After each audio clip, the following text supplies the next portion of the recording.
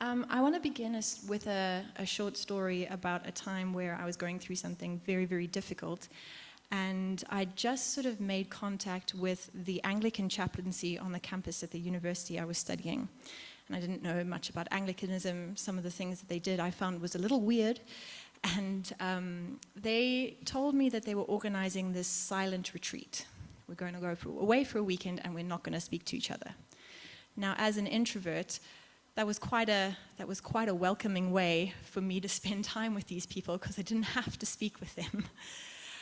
It was also, as I've said, a really difficult time in my life.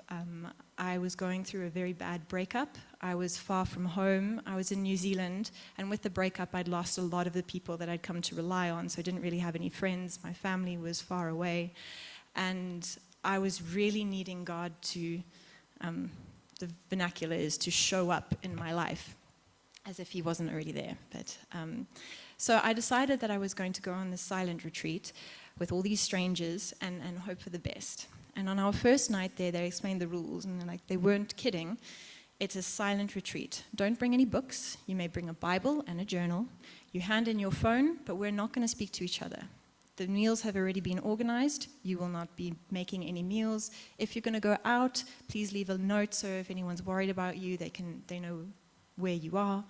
But we're not going to speak from Friday to Monday. No one's going to say a word, except for short devotions that someone was going to run during the day. And they tried to encourage us, and they said, well, one of the things you may be worried about at the moment is what is going to meet you in that silence. And that, I must admit, was exactly what I was worried about. I was worried about a number of things. I knew that I was in a stage where I really needed people. I needed my mom, I needed my friends, I needed people to talk to me. I was really struggling. And I was going to somewhere where no one could talk to me. And they said, don't be afraid of that silence. You're going to burrow down deep inside yourself. But don't be afraid, because when you get to the bottom, you'll find God is there. And so the point of this talk is something similar. It's not going to be festive. I know we're going into the festive season and everyone is talking about Christmas, and I have to apologize in advance. It's going to plumb the scary depth of what I find one of the scariest topics. But I want to reassure you that at the bottom, we're going to find that God is there. So loneliness is a very large and a difficult subject, and in spending much of my life trying to avoid being lonely at all, I find that I've accidentally become something of a go-to person on the subject. In fact, if I'd known this a couple of years ago, I might have done a lot to avoid being the go-to person, because I didn't want God to think I was good at this ministry in case he thought I was too good to soothe the pain of it and must keep me in the space that I was in. So I also, I've lost my place. I also didn't like speaking about it to friends or in front of people in case it scared people away. I once told a friend during COVID lockdown that I was struggling a bit living on my own and so far from home and family. But then again I said, I've always been a lonely person. And I'll never forget the look on his face. Like, this is going to be a problem. And a tiny bit of, why did she have to make it my problem? And also a little bit of, is she flirting with me right now? Like, is she trying to tell me that I'm going to solve her loneliness for her? And it was the face of someone who unexpectedly and unwillingly finds himself standing in front of an abyss, and you're looking at them to try and solve the problem.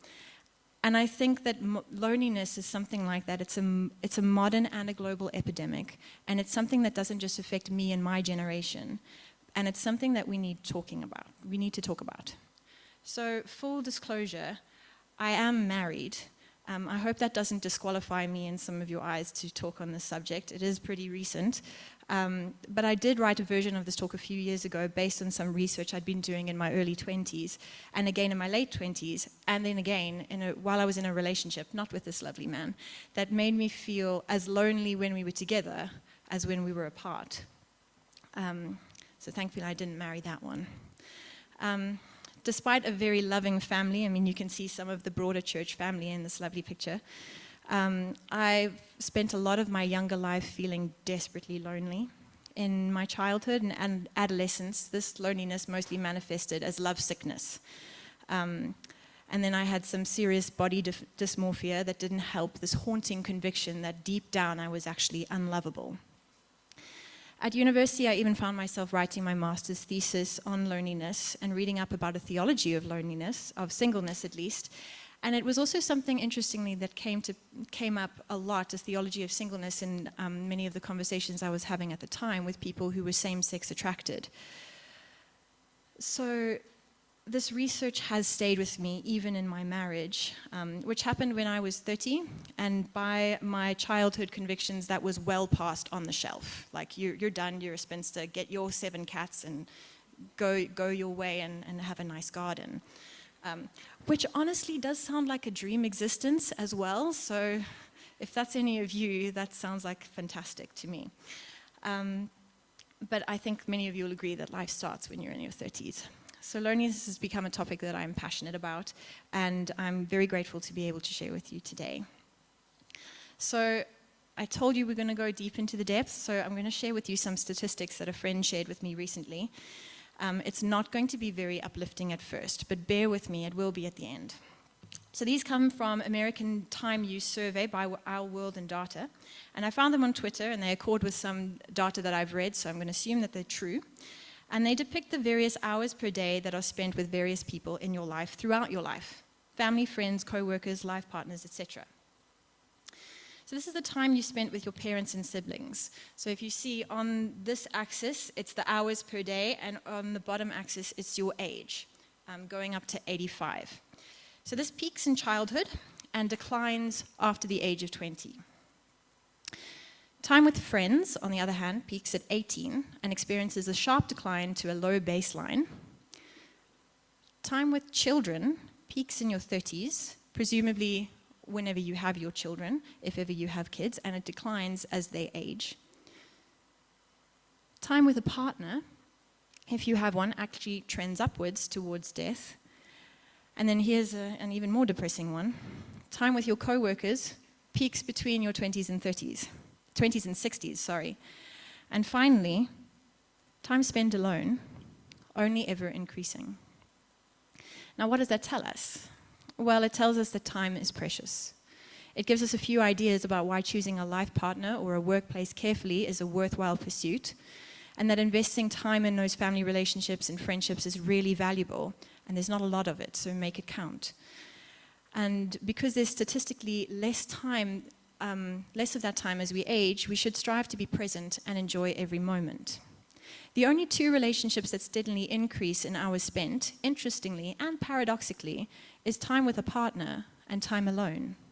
So whether or not you are or have been or will be married, or whether you are or are not lonely now, we need to have a solid theology and capacity for being alone, and understanding that loneliness is something we will all inevitably experience in some degree at some point.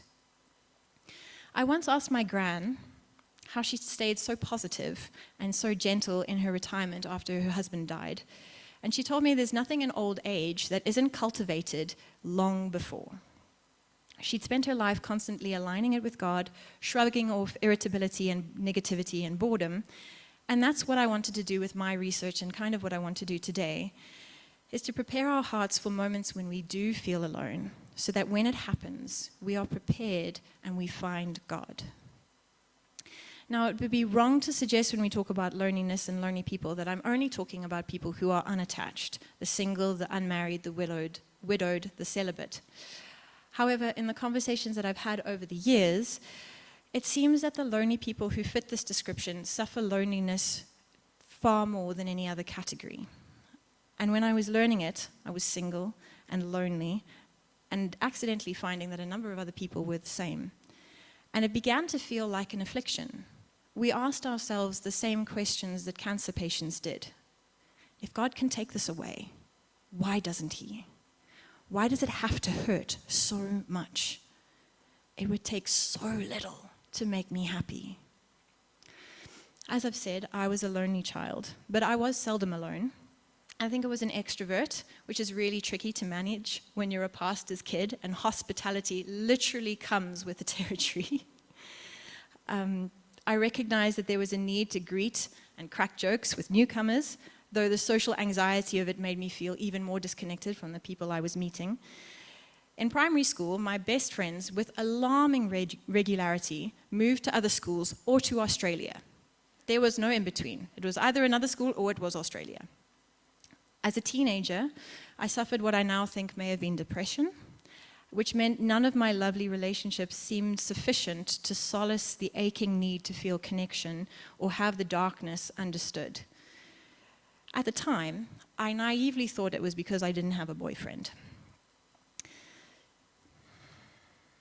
I spent a lot of time feeling, as the song goes, you're nobody until somebody loves you. For those of you who are younger in the room, that is an actual song. I thought that I was dysfunctional or abnormal, unworthy of love. I have faced the terror of being dismissed as one of the unwanted, especially in young student groups. You don't want to be that person. You're treated with apprehension as if spinsterhood is contagious, a disease that nobody really talked about or wished upon promising young ladies. And desperation is catching. But I think it was more than that. I noticed that same fear of distance, of being unloved, of having to do things on my own, and it's even followed me into my very happy marriage. So for my master's, I spent a lot of time working and reading with a French theorist called Paul Ricoeur. It's a complicated philosophy, but stay with me. And his idea of the self was a backbone to my dissertation. He believed that selfhood is made up of two parts. And I've got an interesting little graphic to keep that in mind. You have the constant part of your identity, which he called the idem, and the changing part of your identity, which he called the ipsum. He says that we need both in order to identify ourselves. Sameness is not enough as an identity. If I identify as a 5'6" brunette, but tomorrow I wear heels and I dye my hair blonde, I'm not the same. If my mom calls me Ames, and my flatmates called me Jo, because there were 3 Amy's in our house of 6 people, and my students call me Dr. Pluke, I'm still the same person, even if the names are not the same. So I have my constant identity. I am Amy. I'm daughter to Francis and John. I'm sister to Kate, wife to Dylan, an English major graduate. But I also have my identity in flux. When I was a child, I preferred cheese to chocolate, and even asked my parents if they could please ring up the Easter Bunny and tell them that this year I'd rather have cheese Easter eggs than chocolate because it was more delicious. I never used to like olives or wine. I never used to like opera. I thought I would be a vet, then a singer, then a film director, and never a teacher. But I'm still me. An acorn is still an oak tree, even though the two look completely different. And another theorist, Judith Butler, who I was learning about at the time as well, says that all of us perform our identity to some extent. If I say that I'm a generous person, but I stop making the decision to be generous, what does that make me? Not generous. So as I was grappling with these ideas, I was coming into contact with a world that says you can be anything that you want to be, and no one can tell you no. And I was meeting people at university and through church who were very unhappy with who they were, with their lot in life. So the first and most apparent thing I was learning was that actually you can't be anything that you want to be. I wanted to be settled, somewhere adventurous, married, and identified as a writer. But for all my efforts, I was in student digs, unattached, and finding a kind of fulfillment in studying rather than writing. The point I was learning and writing about was that identity is not fixed. And I never could have predicted the satisfaction, for example, that I'd have in teaching and living in a small town and close to family. And so, if we cannot know ourselves, how can we begin to know and connect with others? That's at least part of the reason why I think we feel loneliness. Proverbs 14:10 says, each heart knows its own bitterness, and no one else can fully share its joy. Stay with me. I know it's a depressing thought, because the person who was hired to proofread my dissertation told me I was depressing her. So this was my study, that we are all unknowable to some degree, even to ourselves, and also to others. But the beauty of the Christian framework when studying these theories is that I know that at least my Creator knows me. Psalm 139 is full of this imagery, but I'm just going to read you the first 6 verses. You have searched me, Lord, and you know me. You know when I sit and when I rise. You perceive my thoughts from afar. You discern my going out and my lying down. You are familiar with all my ways. Before a word is on my tongue, you, Lord, know it completely. You hem me in behind and before, and you lay your hand upon me. Such knowledge is too wonderful for me, too lofty for me to attain. I'm sure we all have relationships about which we wish we could say that, but we do. We have our Creator. I really do encourage you to read the rest of that psalm. It really is beautiful, full of that imagery. The more I came to grips with how little we know ourselves and others, the more comfort there is to be found in a Creator who knows our depths and breadths and breaths and the hairs on our head. And I came to the conclusion that if we were all equally disconnected from ourselves and from others, that's why loneliness is so common to everyone at some point, that recognition of that same brokenness in someone else is actually a point of connection. That's what I told my proofreader, at least. Keep reading until the end. So I began to look around me, for the first time noticing the signs of loneliness that people showed. At the time, I was, for the first time in my life, enjoying a church community of peers in my own age group. For once, my friends weren't all partnered off and having kids, and they were actually young, unattached people who wanted to do fun things after 7 p.m. in the evening. But the message I kept hearing preached from the pulpits was for marriage, what a gift it is, how important the family is, and the care of spouses, the godly raising of children, the parameters of Christian dating. I became aware of a deep and unsettling discomfort that I wasn't quite part of something, that I was considered incomplete. And the more I became aware of it, the more the church single disconnect seemed a problem. I heard women on a podcast talking about how their conservative churches hadn't known how to deal with raising strong, godly young women. Single women who had been raised almost asexual until they were married off and then somehow had to flip the switch. I noticed how some of the elderly people felt self-conscious, even unwelcome, at events that were marketed as kid-friendly and for families.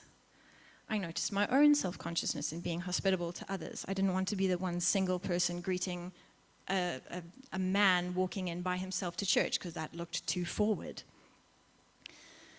I was also painfully aware of the inadequacies of my student rooms for socializing. I've told the story before, but I only ever had 2 mugs. One had no handle and I kept my pencils in it, and one was the one I used for tea. So if I had to invite anybody over, I had to throw out the pencils, wash the mug, and hold it without a handle if I wanted to invite anyone round.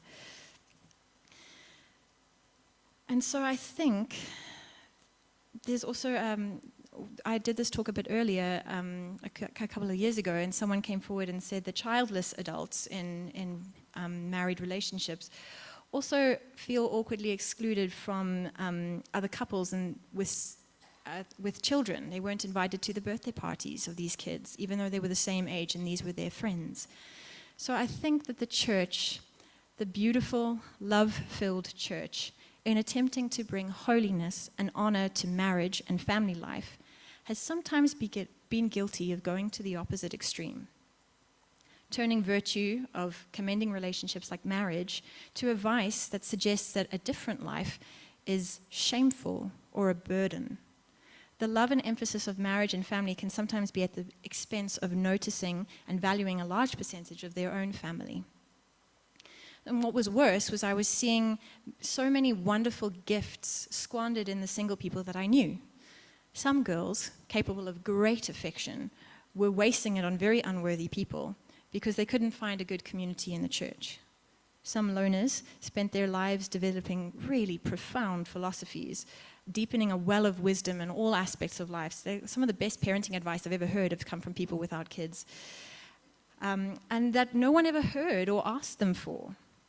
Some newcomers from various minorities, or at least minorities for the church I was in, came and they went, feeling unwelcome, leaving the church unenriched by a different narrative. Some people stayed for years and years, clinging on desperately, but never feeling like they belonged. So in my readings, I came across a book by a man called Barry Danilak, which is a really brilliant study. And in the opening to his book, Redeeming Singleness, he cites various damning statistics about the single people in the modern church. He says that from the mid-20th century, married adults have been on the decline in the population, from 2/3 to a projected 41% by 2031. And let me quote a little bit from the introduction. The demographic reality is that the world the church is trying to reach in England and Wales, which is the location of the study, is in the majority an unmarried world, and the trend in the United States is not far behind. Whether we like it or not, we now find ourselves more and more living amidst an unmarried society. While unmarried adults are becoming dominant outside of the church, a recent study suggests they are significantly unrepresented in nearly every facet of church life.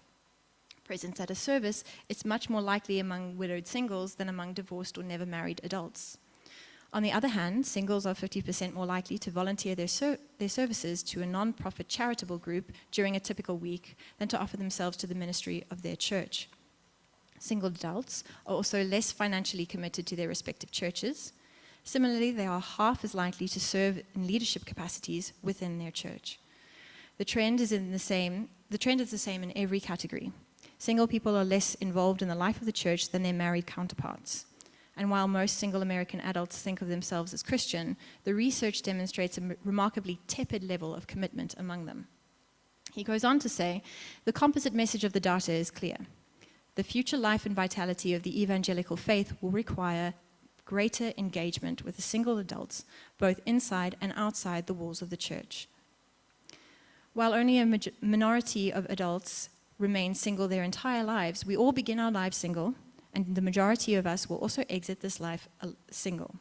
Also, most married people are close to people who are unmarried, whether not yet married, children or friends or divorced or widowed friends and family members. Even those who are healthy and happily married will typically, on occasion, find themselves reflecting on the possibility of losing their mate to disease or accident or the prospect of living life alone again. So let me sum that up for you. This is a large and unignorable group, yet somehow it seems that as a church, we only reach out to families, people who are like us. And this is a problem for the lonely people and the single people as well. We're only reaching out to people who are like us. So family brides, movie nights, one family inviting the so-and-sos around for a meal. It's shocking but not surprising, therefore, to learn that single people are more likely to volunteer their time anywhere else than the church. My point is that the church, if it is the functioning body of Christ, should not be a lonely place. And yet hundreds of thousands of people, particularly singles, are reporting that to be the case. The church should be a place people come and find community, not a club for communities already made. If these are the numbers, we have a lot more work to do in honoring singleness by recognizing it, first of all, as a legitimate state of being. It's not just a waiting room for partnership or death. And we need to be aware and conversant in those struggles as well. And our community building needs to be a whole lot more diverse from both ends of the spectrum. We can recognize that loneliness is a factor of the fall and par for the course if it makes us feel that it does make us feel disconnected from each other and occasionally from God. But we sell a false gospel if we treat marriage, companionship, inclusion, children, good relationships with our children, cures for loneliness, as if they are the rewards for only the faithful prayers, the patient, the prayerful. This is God that we're talking about. It's the same God who said to his people, and this is his chosen people, the Israelites, the Lord did not set his affection on you and choose you because you were more numerous than other peoples, for you are the fewest of all peoples. But it was because the Lord loved you and kept the oath he swore to your ancestors in Deuteronomy 7:7-8. In other words, for nothing you have done or are, the Lord has nevertheless set his love upon you. G.K. Chesterton put it another way when he was talking about the fairy tale of Beauty and the Beast. And he said it was Christ-like because a thing has to be loved before it is lovable. And Christ has set that love on us. The gospel says that Jesus came not for the dinner clubs and the inner circles, but to seek and save the lost, as it says in Luke 19:10. Even if it is just lost in your sitting room at 9 p.m. on a Friday night. More than that, he is a God who intimately understands loneliness. His family couldn't share the knowledge he had of his mission or of a world's sin as he hung on that cross. His friends didn't stand by him when he needed support. Some of them died, some of them were killed. So let me launch into my most important point. If you forget everything else about this morning, remember this. The Lord is kind. He is kind. It's not a word that we use often. We use words like loving, just, holy. And while all of these can mean kind, if you're anything like me, these words tend to feel a little bit more like disciplining, exacting, detached. But when the Bible says in 1 John 4 verse 8, God is love, it does not just mean the negative side, but that he is kind. One of my favorite lessons that the Lord taught me about prayer was when I was learning to pray the Lord's Prayer by making it my own. I was stuck on the phrase, your will be done. Because how do you pray for something you really, really want if you tack on your will be done at the end? At the time, sorry, my stories are all sad ones. There are many happy stories in my life, but for the sake of this talk, there's a bunch of sad ones. But at the time, I was coming through a bout of spiritual depression, where I'd been convinced that the Lord would rather sanctify me than love me. And I started praying about a man I'd met and liked, and I had the freedom to list to God all the reasons why I thought this match would be a really good idea. And I was sure, there were a lot of good reasons that this would be a good thing. And then I had to pray at the end of every prayer, but thy will be done. And the more I prayed for it, the more I realized that my argument was really convincing. But the more I prayed, thy will be done, the more I came to realize that if God wasn't convinced by all of these excellent reasons that I could see, there must be factors far, far more compelling that I wasn't aware of for a different outcome. I moved away a month later, and we never saw each other again. And I'm much more happily married for that. The Lord is kind. And the best gift he can give before even an answer to prayer is the Holy Spirit. It was the Spirit who guided and shaped my heart through those prayers and allowed me to move on from that disappointment with scarcely a care or a scar. I think for me, sitting alone and feeling forgotten by God, it was most important to recognize that he is not a God of plan Bs, nor is he a God of neglect. When the Israelites moaned that God had forgotten them, God reminds them, can a mother forget the baby at her breast and have no compassion on the child she has born? Though she may forget, I will never forget you. Now, I'm not a mother, but I have a really demanding cat. These pictures were taken just this morning with 1 second lapse between the two of them. This cat has learned our alarm tones, and she knows which one gets snoozed and which ones we listen to. She knows that Dylan, for example, is the first to get up, so she pesters him for food in the morning. And she responds the same way, whether she's asleep on my face or on the other end of the garden. Alarm goes off, humans get up, that means food. And she's zooting up to the pillows, purring like a tractor, reminding us that we love her and we want her well-fed. And despite her feral ways, I really love that creature. And however much she feels she has to act to butter us up, I'm in no danger of forgetting to feed her. Moreover, she won't let me. She's there to trip me, twirl around my legs, sing me the songs of her people until she's fed. It's a non-biblical illustration, sure, but if I, in all my fallibility, know how to give good gifts to my demanding and often unlovable cat, how much more will your Father in heaven know how to care for you? I slightly adapted the verse there, but it's in its original context. Jesus tells his disciples how to pray. In Matthew 7:9-11, He says, which of you, if your son asks for bread, gives him a stone? Or if he asks for fish, will give him a snake? If you then, though you are evil, fallible, forgetful, know how to give good gifts to your children, how much more will your Father in heaven give good gifts to those who ask him? He's not telling them that they can ask and receive whatever they ask for. He does not equate the Holy Spirit with he does equate the Holy Spirit with a good gift. The Spirit, the helper, the counselor, the intercessor. This is greater than an answer. Augustine said that wherever the soul of man turns, unless towards God, it cleaves to sorrow. The Creator didn't design us to be fulfilled with anything but himself. What God gives is good, and what he gives is himself. So in my final moments here, I'd like to lay out some practical ideas of how we deal with loneliness. My husband is an excellent noticer. A couple months ago at a big event, I was feeling a bit sick, I was unwell and overwhelmed with people, and he spent the evening by my side checking in and offering to make my excuses and take me home. Afterwards, I was overwhelmed with gratefulness to God because it was an answered prayer. It was not the first time I'd felt that way at a big event. And even though I wasn't at a low end in my life, I used to dream about someone just noticing, looking out for me in small ways when my introvert self needed a break and felt guilty about leaving. He sought me out and he gave me permission. So I'd like to invite you, first of all, to notice. Sorry, some of these pictures are just illustrations of things that I found in my photos. So if you can't remember the point, remember the picture, just notice. Things are there to be noticed. I'd like to invite you to notice, first of all.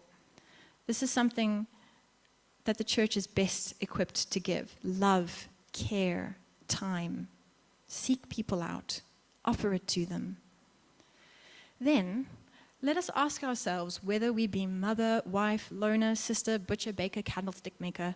Ask yourself, what is your gift? What is your ministry? First of all, make sure that you are involved in a ministry somewhere, somehow, giving. And then ask how you can use your gifts to seek out and help those who don't feel included. So that's my second point. Include. Find the people who don't feel recognized or part of something. God has redeemed you for good works and for his glory. If you look at Ephesians 2, verse 10, you are part of the body now. Is your thing meaningful conversations in your workplace? Are you a good encourager of people? A comforter? A mentor? Someone who's able to look at the bright side when everyone's being very negative about the way the country is going? Maybe you're really good at noticing people and bringing them in and connecting them to a church family or a club. Maybe your passion for reading makes you a knowledgeable debater. Maybe you can only bake really ordinary biscuits, but people feel really special when you bring some round. Sometimes all anyone ever needs is a chat over a cup of coffee served in a battered, handleless pencil mug. Whatever it is, you are part of the body. This means you need to reach out to people who are marginalized, those who are hurting, those who are lonely, those who need a friend. If you remember the graphs, friendships are the realm of the church. We can be the difference between loneliness and companionship. Build into people's lives and let them build into yours, especially if you are different. Value others, no matter where they're coming from, and include them in your life because they are part of the body too. And for those of you who are lonely, who are single, who do feel like you're the one in need, you need to be the ones reaching out and flagging that. It's very scary. You don't know how people are going to respond. But as part of the body, what happens when you hammer your finger? It aches, it screams. You have signals going up to your brain saying something's wrong, it needs attention. If you need that attention, if you need that help, you need to remember that you're part of the body. You need to be sending signals.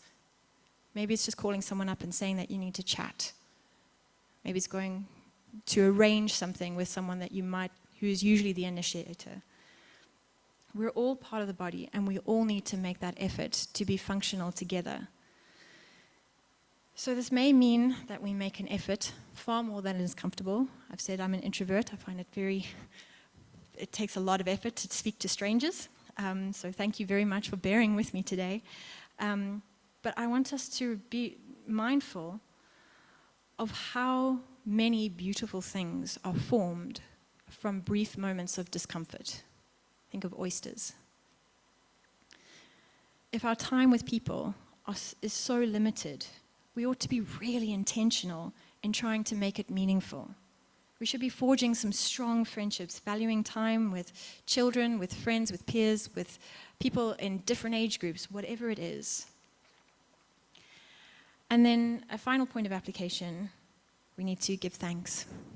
We need to be grateful. I was very affected by a story of Corrie ten Boom, who interestingly was a single woman herself. I picked up her book, The Hiding Place, and at the time she'd had a failed romance when she was 21, and when World War II struck, she was a 45-year-old spinster living in the house she'd been born in, working in her father's watch shop. And I have to admit, I'm not very proud of it, but when I opened that book and I read that, I thought, that's my nightmare. That is the worst thing I can imagine for myself. But Corrie ten Boom was the most amazing smuggler of Jews in her small Netherlands, her small Dutch town. She found herself at the head of the underground movement, saving the lives of people just because she was kind to people when she saw the opportunity. Her house became a safe place. They hid Jews and they smuggled them away. She was eventually found out, and she and her sister Betsy were taken to Auschwitz. And this is the story of her time. She did escape Auschwitz. Her sister did not. Well, she didn't escape. There was I'm not going to spoil the ending, but I do encourage you to read it. It's a fantastic story. And it's one of those stories that's very unassuming. You pick up the book and you think, why? What could God do with this? And the answer is, such a lot, such a lot. I used to have dreams about being someone like Moses, having this massive word for God and leading a people. And I think Corrie ten Boom perhaps lived my dream of being that person, of having this amazing mission and saving people.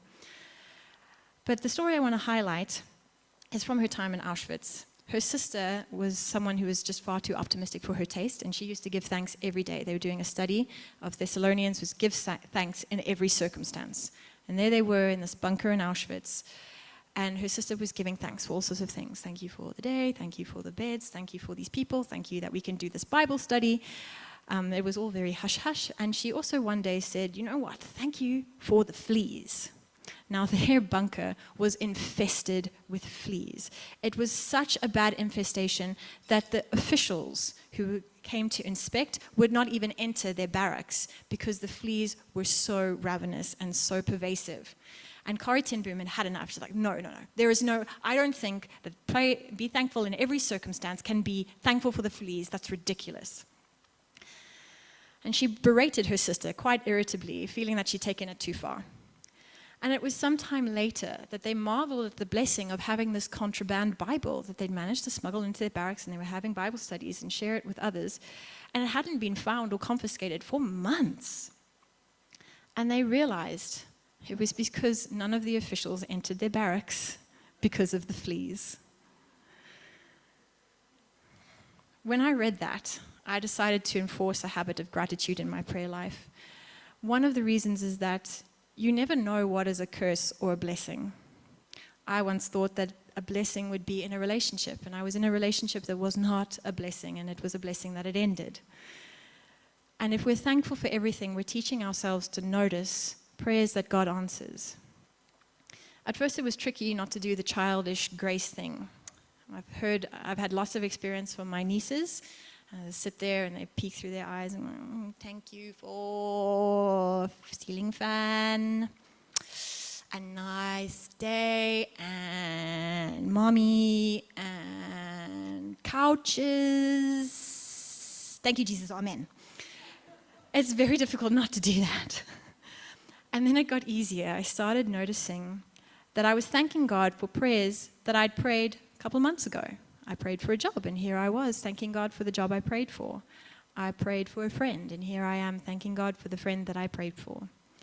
I prayed for peace about this one decision I had to make, and here I am very happy with the way that that decision turned out. I found that it wasn't that he was answering my prayers suddenly, but that I'd taught myself to notice the prayers that he was answering all the time. The answers were strewn along my path at every turn. It's been a few years now that I've been writing at least 3 things down to be thankful for every night as an end-of-day prayer routine. And it hasn't made God any more active in my life, but it has been a remarkable awakening to the very present and active God who has been with me all along. So as a final story, I'm sorry, I'm a bit of a storyteller, you should know that from my English major. I want to go back to that silent retreat story that I started with. One of the sessions that I was not very happy about is that we had someone come in to kind of talk to us about what we were experiencing and reflecting on in our quiet time. There was devotions, and then they booked us a session with a spiritual leader who came in just to talk to us for half an hour. I wasn't feeling much like talking because I was feeling adrift. I didn't know what to do. I was outside of this relationship. I'd lost a whole lot of dreams I'd been investing in. I was in this country pursuing this degree that I didn't know that I wanted to pursue anymore. I was 1 year into a PhD. I had 2 more years in a country by myself that I didn't want to be in anymore. And I didn't know whether I should finish this degree. I didn't know whether I should go home. I didn't know what was left for me. I didn't want to return as a failure, but I didn't want to be on my own. And my cousin had a screensaver on his phone. It was this beautiful night sky, and this boat with a single person just sort of staring into this sort of glowing horizon. And I thought it was such a lovely picture, but at that moment it was oppressive to me. It was all I could think about when I walked into this appointment. What do I do when I'm adrift? I've always loved those stories about the disciples in the boat with Jesus. There's a storm. Teacher, wake up. Don't you care that we drown? And he stills the storm. The storm is a very focused place to be. If you're in a storm, all you can do is hold on to the side of the boat and remember not to breathe in water. There's not much else that you're focusing on at that point. You're focusing on holding on. It's very, very focused when you're desperate. But I was becalmed, and I said to her, I don't know what I'm supposed to do. I'm in this boat. I don't know which way the shore is. So I don't know which shore I want to go to, whether I should go that way or that way, if that's where the shore is. I have no sail, I have no rudder, I have no oars, I have no way to get there if I even knew where there was. I have no idea what I'm supposed to do. And the thing that she said stayed with me so much that I redid this painting like this. She said to me, isn't it enough that Jesus is in the boat with you? And that's where I'd like to leave it today. Thank you.